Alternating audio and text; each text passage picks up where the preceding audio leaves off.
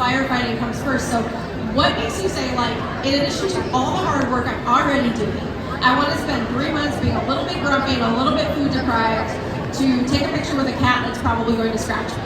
Go ahead. I'd like to know from each of you. The calendar's been going for 43 years. Yeah. And yeah, wow. And a lot of the proceeds that we make from the calendar, we've helped that many animal shelters, just like the Pasadena Convention Society, where we get animals resheltered. The money we donate goes to all their hard work, keep their business and operations going. Yeah. That's why we can only we sacrifice 3 months. That's nothing. Yeah. Compared to what a lot of people are sacrificing and working hard in their own time. Yeah.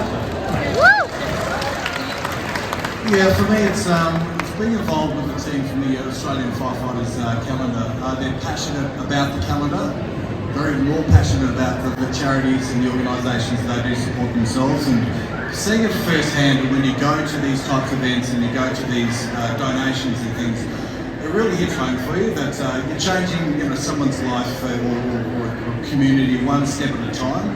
Only positive things come out of the calendar. Everyone gets a smile, everyone gets a laugh. There's always a great feeling about it. So for me, we go to things at work and we see some pretty terrible things. Yeah. Some of the worst things you could possibly see. Yeah. But we got to the calendar, we met some fantastic fireys. A lot of the guys, pretty much every guy you've never met before because they're from all over Australia.